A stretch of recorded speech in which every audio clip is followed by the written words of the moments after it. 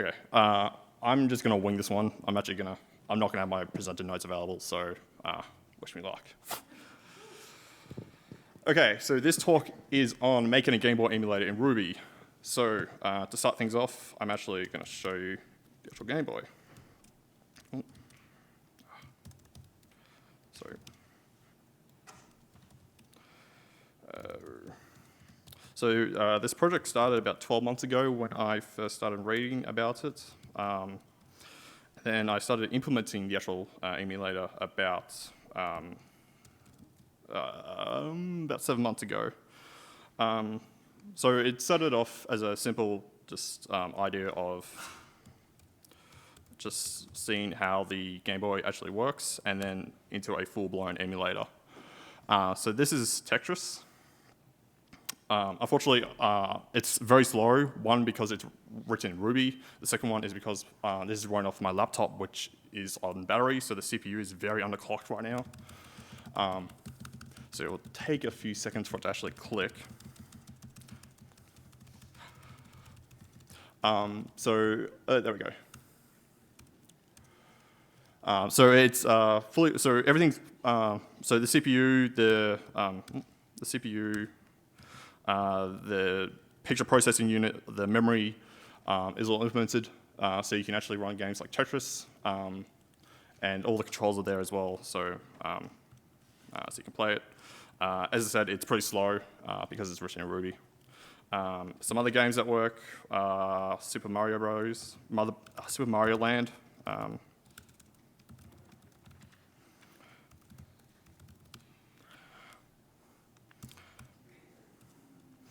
This one doesn't work exactly, so you can jump, but the background the actual background is not going to update, so it's a bit buggy.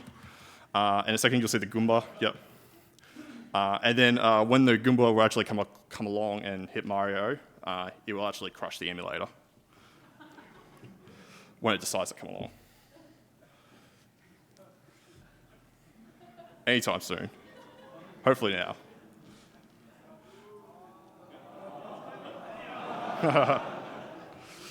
And there's a crash. Lastly, Pokemon. Pokemon sort of works, sort of doesn't work. It's a bit of an if. It takes about 20 minutes to actually get to the load screen. And when it actually decides to just bring something up, it's, not very pretty. But you get to the menu screen, you can actually get to Professor Oak giving you the talk and everything when you get in. So, my name is Colby Swandale. You can find me on Twitter at OXColby. If you have any questions after the presentation, you can find me in the hallways or PM me, which are open to the public. I am from the city of Melbourne in Australia. It's famous for its sports and also experiencing 4 seasons within a single day. I work for a company called Marketplacer. We do tailor-made e-commerce, and I wouldn't be here presenting in front of everyone without their support, so I thank them. So before we get started, I need to explain what an emulator is. Wikipedia defines it as a piece of hardware or software known as a host that is imitating another piece of hardware or software known as a guest. You've probably used one before. VirtualBox or virtual machines or software alike emulate a number of different systems, such as process architectures, memory, and hard drives. So you probably use it every day without even realizing it. The device I'm emulating today is the original Game Boy. It was developed by Nintendo in Japan, released in April 1989. It sold 118.69 million units, which include the Pocket and the Color editions. It featured games such as Tetris, Super Mario Land, Pokemon Red and Blue. It has an LCD monochrome display, and it has a 15-hour battery life. So the main components I'm going to be talking about today are the CPU, the picture processing unit, the memory, and the cartridge. I'm going to be explaining how they function as individual units, but also function as part of a more complex machine called the Game Boy. The first thing I'm going to be discussing today is the CPU. So the CPU is basically the main part of the device. It's also known as the main integrated circuit. It's the component which will actually read the programs that we all write and execute them. The CPU inside the Gameboy is a Sharp LR3902. It's clocked at 4.19 megahertz. It has an 8-bit processor, a 16-bit memory bus, and it's similar to the Zlog Z80 and Intel 8080 processors. So one of the main things about CPUs is that they need to be able to, one of the main things that CPUs need to do is to execute instructions. One of the things that CPUs need is a way to load that data to perform operations upon. So one of the main components of the CPU is what's called registers. So registers are very tiny little bits of memory that sit physically inside the CPU. The Gameboy has 10 registers. It has 8 1-byte registers and 2 2-byte registers. Some are available for general use by the program, so to be used by the program. Others have special particular purposes. The A register is known as an accumulator register. Its task is basically to store the results of mathematical operations such as addition, subtraction, and bit operations. The F register holds the status bits for the CPU, so it will store flags like if the last operation was 0, if the last operation had a half carry or a full carry. Next is the PC register, also known as the program counter. The program counter basically stores the address of the next instruction to be executed by the CPU. And finally, the stack pointer register. This holds the top item inside the stack. And finally, each of the 1-byte registers can be paired together with the corresponding 1-byte register to form a 2-byte register.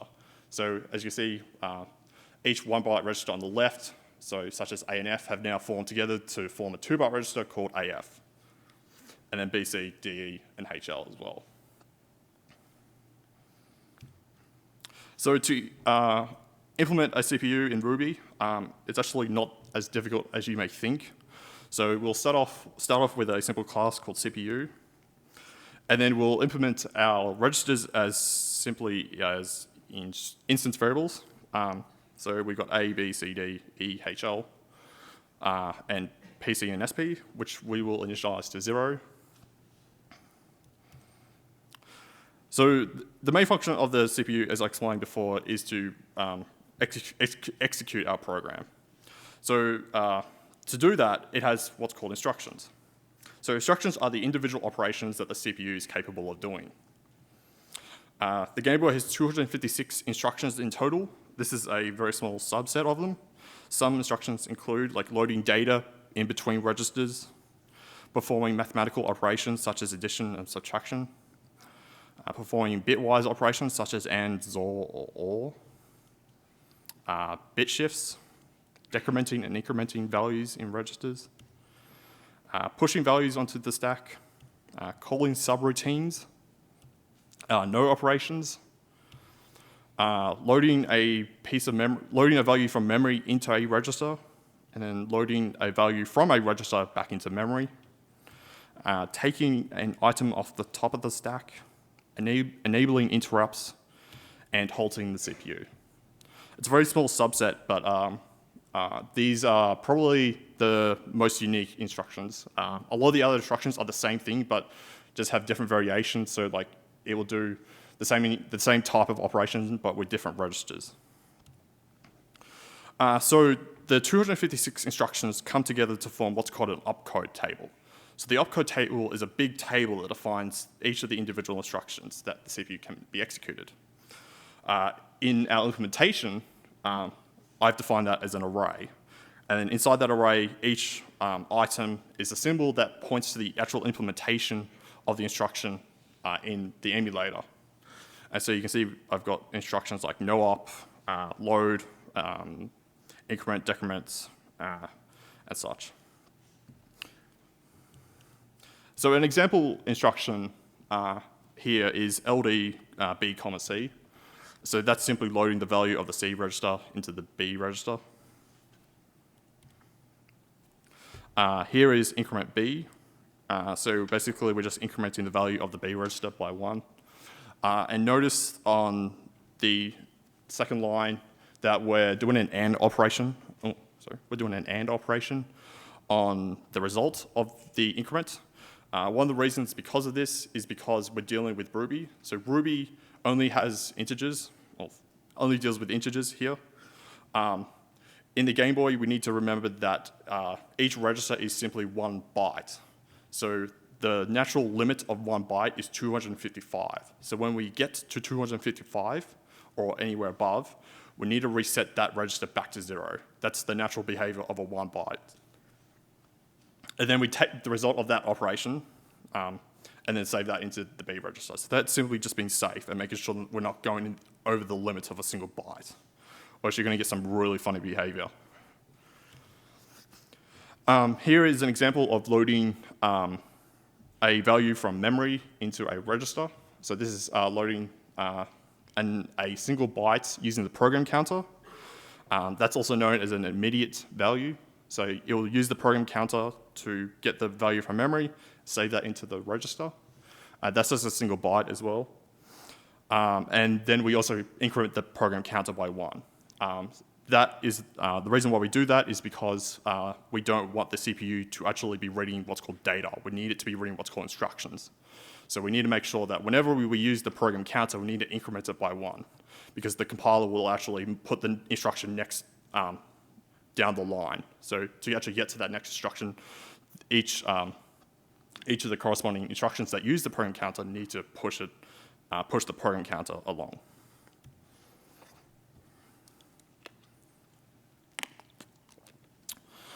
So the CPU employs, well, pretty much all CPUs employ what's called fetch and execute. So it's basically the process of how it actually runs your program. So the very first thing the CPU will do when it's going to perform what's called a tick is that it will actually fetch the instruction from using the program counter from memory. So that will return the actual byte that corresponds to a particular instruction that is defined in the opcode table. Then we increment the program counter again, and then we execute the instruction. So here is that implementation in Ruby. Again, it's not very complicated at all. So on the first line, we're simply reading the value from memory using the program counter. Read byte is actually an alias of just the square brackets. So MMU is actually sort of like an array, if you think of it. So we're using the program counter to fetch the operation, and then incrementing the program counter by 1. And then using the opcode array, we fetch the symbol using the opcode index to actually send the message to the CPU to execute the instruction. And that will repeat pretty much infinitely as well. So as you'll see later on, there is an actual class that will actually just keep calling that infinitely. The last thing I need to explain about the CPU is that each instruction takes a particular amount of time to execute. Each instruction, the time in each instruction is measured in what's called cycles. It's not measured in seconds. The CPUs operate way too quickly, and it's pretty hard to actually measure in seconds or microseconds or nanoseconds. So what they do is each cycle, it will operate in units of cycles. So you can see here that instructions like no up will take 4 cycles to run, and then if you get to like complex instructions such as like calling a subroutine with an address, it will take up to 16 cycles. And you're going to see components such as like the picture processing unit actually take these cycles and actually use them to their advantage as well. So the next component is memory. So the memory available in the Game Boy is 64 kilobytes. There is no hard drive inside the Game Boy, so there is no way to actually persistently store data. So memory is used pretty much exclusively to store data for long term. So as I said, it's got 64 kilobytes of memory. It's controlled by what's called the memory management unit that sits in front of the memory available. It's basically there to actually control where to read memory from. As you'll see in a second, you can actually also read information from the cartridge, which is the insertable game that you put in the back of the Game Boy. So not all memory is available for general purposes. A lot of the memory is predefined with particular functions, with particular purposes. So the first half of the memory is what is dedicated for the game program. So this is memory where the actual game that you're playing is stored or kept in. The game program is actually physically stored in the cartridge. More on that later. A quarter is dedicated for memory, so it's dedicated for video memory. Then another bit is also dedicated for general RAM, so that's a RAM that's available for use by everyone. There is no particular purpose for it. And the I/O is the last bit, and also sprites you'll find is in there as well. So to implement the memory, we will create a class that acts just like the memory management unit. It's going to hold an instance variable that will have an array that is the size of our memory in the Game Boy, and we will also initialize it to initialize all items inside the array to 0. So to emulate or imitate the behavior of the regions inside the Game Boy, I define a method for the square brackets, which takes an index, and then basically what I'm doing is that I am doing a range match. And so if the Game Boy, if you're reading from memory in between the region of 0 to hexadecimal 8000, it's going to read from the cartridge. There'll be more on that later. That's the reason why there's a comment there right now. And if you're reading from region 8000 to A1000, it will actually read the byte from memory. And the same applies to actually writing to the array, to memory as well. So the same memory rules apply. So if you're going to write between hexadecimal 0 to hexadecimal 8000, it's going to write to the cartridge. Although I just noticed it says read. That's incorrect, sorry. Lastly, you may have seen in some examples previously, you need to define the MMU as global. The reason because of this is because Ruby has no pointers and you can't pass values by reference either. And passing the actual memory management unit around is actually complex and makes things difficult and hard to, makes things difficult to manage. So to kind of alleviate that pain, I defined MMU as global. So the next thing, component I'm going to be talking about is the picture processing unit. So the picture processing unit is the actual component that will take the video memory that the program manages, and then it will translate that into signals for the screen to actually draw on. So the picture processing unit has 4 modes that it operates in. It will change between these modes continuously throughout every second. For every second, it will change between these about 1,000 times. So the first mode is what's called sprite read. So this is where the picture processing unit is actually reading the sprites from memory. The Nintendo strictly enforces that you do not write to this region of memory when this mode is currently active. The rumors were that there was actually a QA process where Nintendo would actually strictly forbid your game from being published if you were doing this. The reason because I think was because there was a hardware issue. It would actually damage the hardware if you were actually attempting to do this. The next mode is what's called video read. It will so this is where the picture processing unit is actually reading the video memory. So that's things like background data and also windows. You're also strictly forbidden from writing to this region of memory when this mode is active.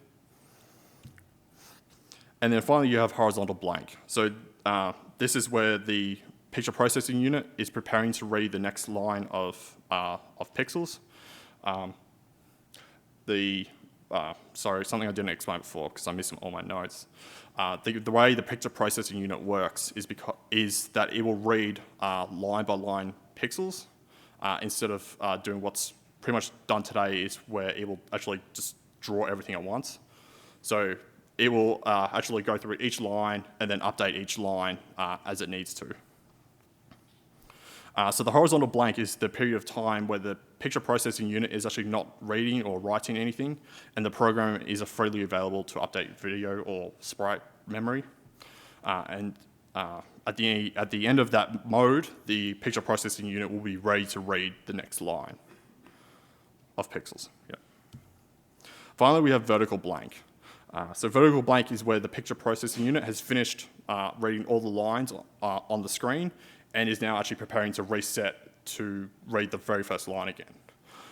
This mode requires the most amount of time and is a great advantage for programmers to actually update lots of video memory if they need to.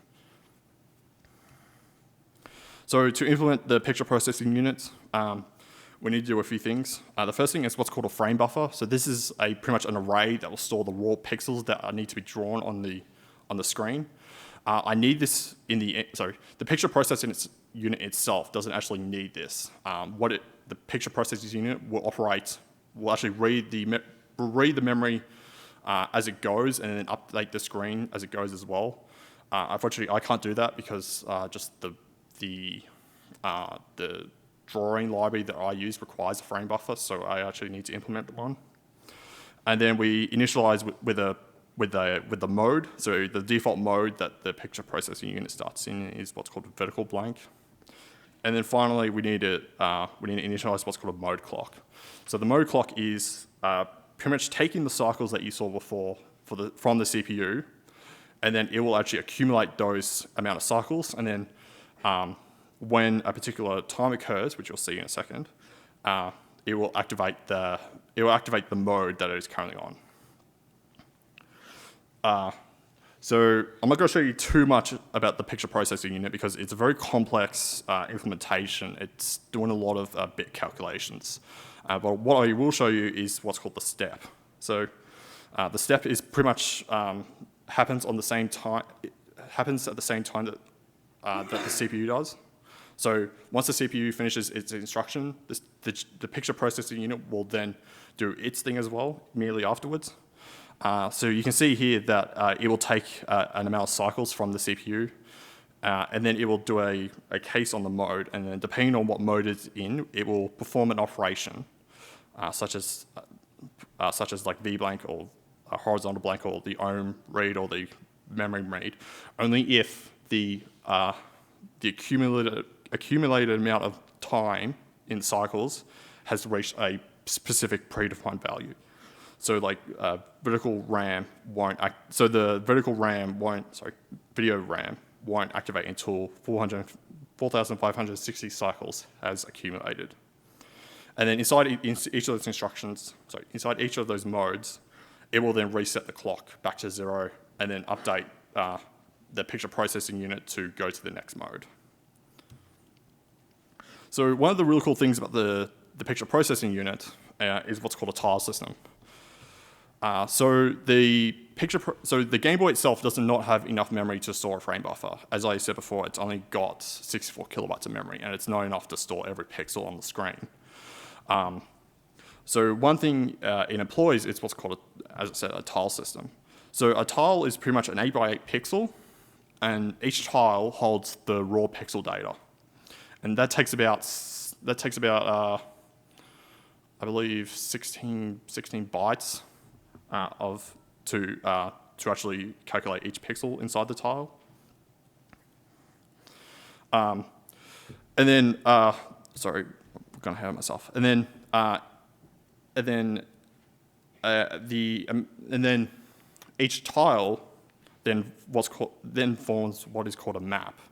So a map is pretty much a set of tiles, and that is what's drawn on screen. So you take the map, and then a map will have what's called the pointers to each tile. So instead of actually storing the raw pixel data of each tile, it will actually store a reference to each tile.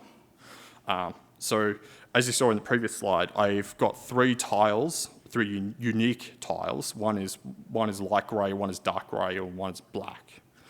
And so what we can do is that we can actually reference each of the unique tiles more than once. So you can see here that I've replaced replace each tile with the reference to the actual tile itself. So you can see here that we only need to store the raw pixel data for three unique tiles. And the other memory we really need is to actually reference those tiles. And that way, the Game Boy has enough memory to actually deal with complex games that have lots of backgrounds and lots of sprites using this tile system. Finally, and then afterwards we have the screen. There's not too much behind it. Most of the logic for the screen is pretty much just for the picture processing unit. They're pretty much the exact same unit, in fact. So the screen on the Game Boy is 160 by 144 pixels. It has a 60 Hz refresh rate, and it's only capable of displaying black, white, light grey, or dark grey. I apologise to anyone who can't read this in the back. Unfortunately, I couldn't break this down to a simple enough manner, and this is the actual implementation of the screen that I'm using right now. What it's basically doing is that it's using a C library called SDL, and then using a gem called the FFI gem. I'm basically creating an SDL window, a renderer, and a texture. And then when I actually want to render anything, I get the frame buffer that is in the picture processing unit, and then I actually write the frame buffer to SDL, which will draw it for me. So I actually don't need to deal with C. I don't have to deal with C in any way. I can just use the FFI gem. Lastly, the last component is the cartridge. So the cartridge is the actual removable thing that you buy in stores. It stores a single game that you buy individually. So there's 29 different cartridge types. Sorry,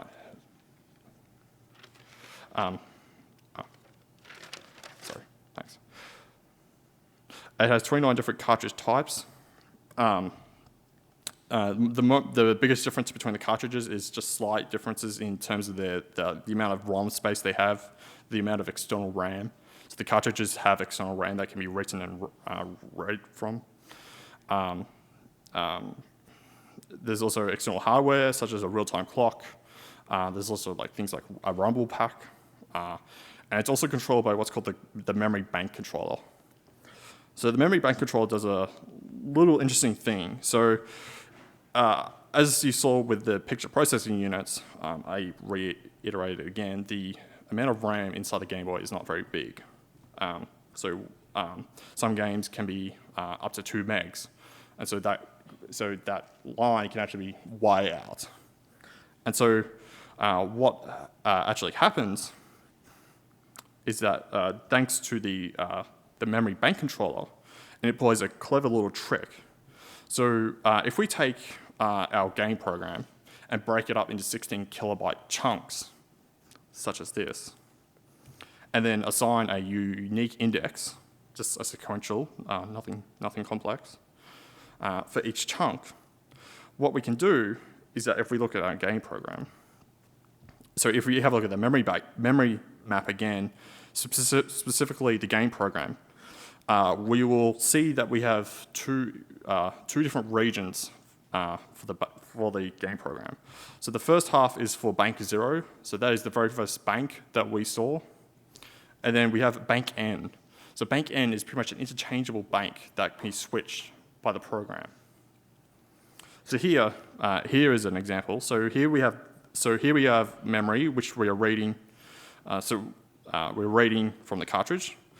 And then when the cartridge first starts, bank N is actually bank 1. So you can see that bank 0 is currently mapped to hexadecimal 0 to hexadecimal 4000. And then bank 1 is mapped from hexadecimal 4000 to 8000. And then using the program, I can actually tell the cartridge controller through the use of a register to change the bank. So I can actually tell the cartridge controller to change the bank 14, for example, and that is now mapped to hexadecimal 4000 to hexadecimal 8000. And so that's how it achieves to be able to have up to games that are 2 megabytes, but then and then be able to successfully read that program with only having 64 kilobytes of address space. So to implement this, so to implement the cartridge, it will be made up of two different components. So the first thing is that when we start the cartridge, or initialize it, sorry, we will fetch what's called the cartridge controller. So there's 5 main different cartridge controllers. They're called MBC1, MBC2, up to MBC5. So the definition for what cartridge controller is being used inside the cartridge is located at a predefined value. And then when we initialize the cartridge, we are given the game program. So then I can simply just look up that value in that address, and then pretty much just match it against a predefined list. So you can see here, we got MBC1, MBC2. The ROM, so MBC ROM, is the most simplest of the cartridge types. It's pretty much, it's a cartridge that only has 32 kilobytes of space, and so that doesn't actually need to employ the banking program because it's got enough space by itself to fit inside the address space of the Game Boy. To implement the memory bank controller, we will define the amount of external RAM size it has. We will also initialize what current bank and RAM bank it is on. It will take in the game program as well. So as you saw before, the cartridge will actually forward the calls, like the square bracket calls, to the memory bank controller, and that will actually implement it. Because there are a few rules that, like in memory, need to be managed by the memory bank controller. And then finally, we initialize the external RAM. So the external RAM, which normally pretty much just takes any, pretty much just game state. So in Tetris, it could be things like high scores. In Pokemon, it could be like your actual, like what Pokemon you have or your Pokédex status. So like in memory, we do a region match on the address that you want to read from. So if you're reading anywhere between hexadecimal 0 to hexadecimal 4000, we don't need to actually do any manipulation on the address. You can just straight up read from it. But if you're reading from like bank N or any other bank, we kind of need to normalize the data. So we need to actually strip away the offset that is. So we actually need to strip away the 4000 because we need to actually make the address relative to the current bank that we're dealing with. So if you're on bank 16, the address needs to be relative to bank 16, not some hard-coded address. And then we need to actually offset that relative address by what bank we're on. So if we're dealing with bank 16, for example, we need to do 16 times hexadecimal 4000, and that will get us to the start of that bank. And then using that offset and address, we can then read that value from the game program. And then writing to the memory bank controller is a bit interesting. So obviously you can't actually overwrite the game program. It's in what's called a ROM, so read-only memory. What is used instead is that there are registers inside the memory bank controller, which will actually intercept these calls to be written, these write calls. So if you're writing anywhere between hexadecimal 2000 or hexadecimal 4000, that allows you to set what bank you want to be on when you're dealing with anything between hexadecimal 4000 or hexadecimal 6000. That allows you to set the RAM bank. And then finally, hexadecimal 8000 to hexadecimal C1000 lets you write to the address space for external RAM. So once we have the cartridge in place and the memory bank controller in place, we can update the memory management unit. So we can now initialize the cartridge, and then we will pass it along the game program. And then we can update the read instruction, sorry, the read method inside the memory management unit, and then we just put in the cartridge, and it behaves exactly the same way that the memory does as well. And then finally, once that's all there, we can start bringing everything together. So we create a pretty abstract class. I just call it Emulator. And then when we initialize Emulator, we will initialize the CPU, the picture processing unit. I used to call it GPU, so that's why it's called GPU right now. And then the screen, and then we will initialize a global variable for the memory management unit. And then finally, we will define a run method, which will simply just do an infinite loop, which will tick the CPU, the picture processing units, and it will give it what's called the M register. So the M register is pretty much just holds the cycle count for that instruction, and then I pass that along to the GPU, and then I tell the screen to render the frame if the GPU can allow it. The reason why that's there is because updating the screen every instruction is incredibly taxing and often not necessary. So I will actually limit it to only draw on the screen at a particular time. So some of the things I didn't talk about are things like input controls, memory registers, the command line interface, the timer. So the Gameboy has an inbuilt timer. If you want to do like very exact timing, things like interrupts, so hardware telling the CPU of particular events, such as like pressing a button. SDL, so SDL is the library that I use to draw on the screen. The sound, the link cable, and the boot ROM.